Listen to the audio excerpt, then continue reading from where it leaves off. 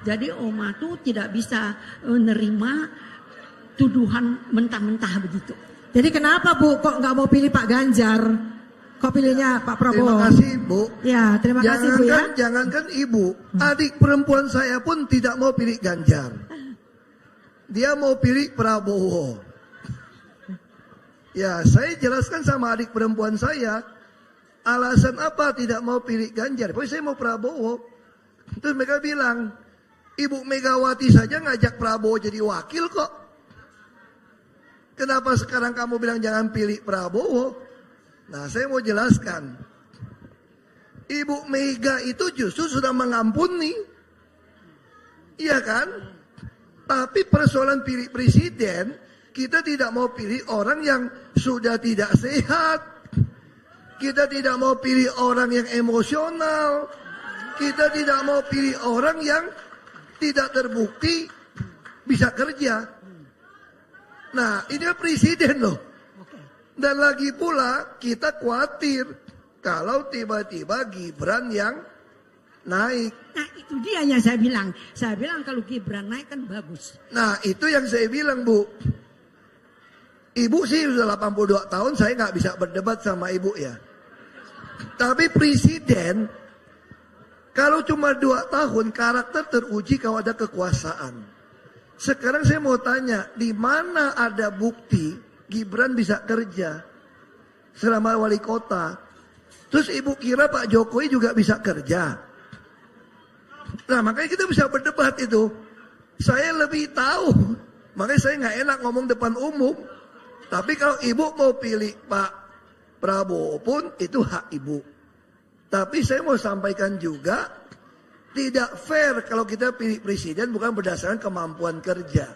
Itu aja dasarnya. Ya, itu aja.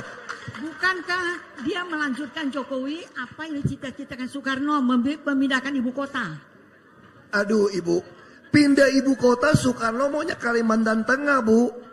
Sekarang ibu tahu nggak pindah Kalimantan Timur? Bagi tanah orang yang sudah dikuasai orang banyak 2 juta, 3 juta per meter. Setiap jengkal tanah mau dibangun bayar orang. Orang itu siapa? Geng-geng semua. Saya pikir Makanya ibu, kalau kita bilang mau pindah ibu kota, saya udah usul. Kenapa nggak Kalimantan Tengah seperti usulnya Bung Karno?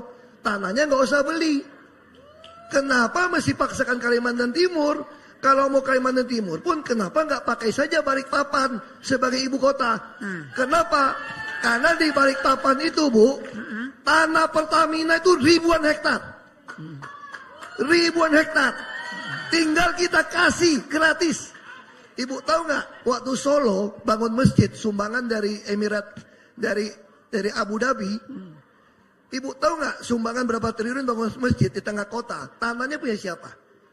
Kalau tanahnya 2 triliun punya bangunan, habis beli tanah, kalau tanah itu katakanlah 50 juta, 80 juta di tengah kota, kalau 1 hektar itu mau berapa ratus miliar udah habis. Ya kan? 1 hektar itu 10.000 meter. Kalau 80 juta itu berarti 800 miliar untuk beli tanah kan? Lagi mau cari tanah gitu gede di tengah kota, siapa yang punya? Kalau hektaran tanah siapa yang punya? Yang punya Pertamina. Saya suruh tanda tangan kasih gratis bangun. Pertamina punya negara. Nah sekarang sama kan. Kenapa nggak mau Balikpapan? Kalau mau misalnya.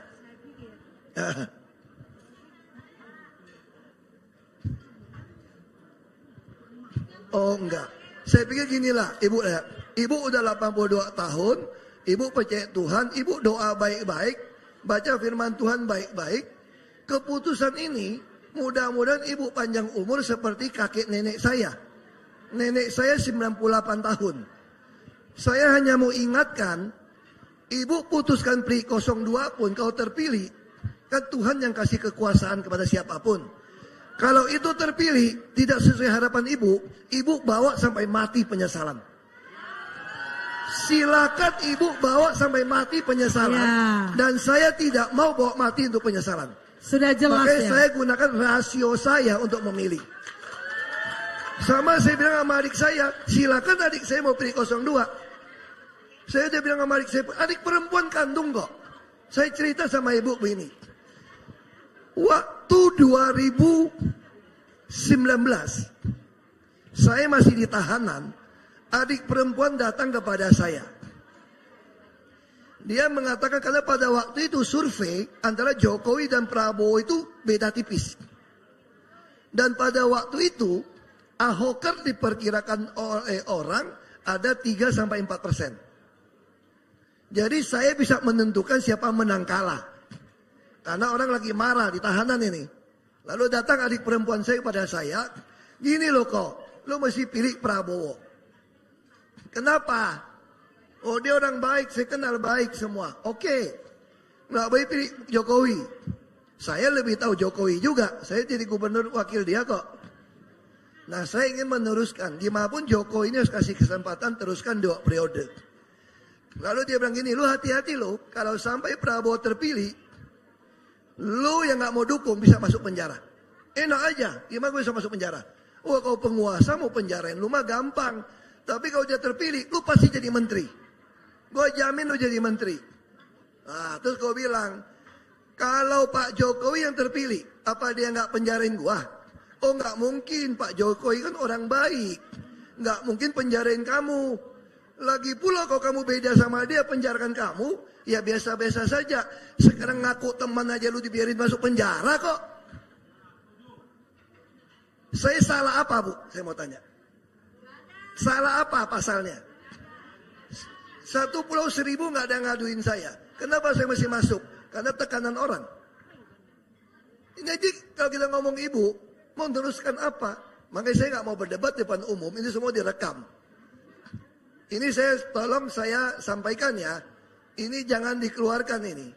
Ada undang-undang ITE ini. Saya sengaja minta ibu ngomong seperti ini. Karena saya udah hadapin di rumah saya kok. Pakai nama Yesus juga masing-masing Yesus sudah beda kita Bu. Betul gak Bu? Anda berdoa, Anda baca Alkitab. Saya juga berdoa baca Alkitab. Kalau pilihan saya adalah nomor 3, ibu nomor 2, itu hak ibu. Tapi saya mau tegaskan, tidak fair. Kalau milih presiden itu bukan lihat dari rekam jejak. Itu aja. Jadi kalau ibu masih mau ngotot pilih nomor 02, itu hak demokrasi ibu. Hak ibu. Oke, luar biasa. Semoga Oma pulang dari sini langsung sat-sat. Sebentar ya Pak. Ibu. Luar biasa. Sat-sat. Ibu. Iya. Terima kasih Oma.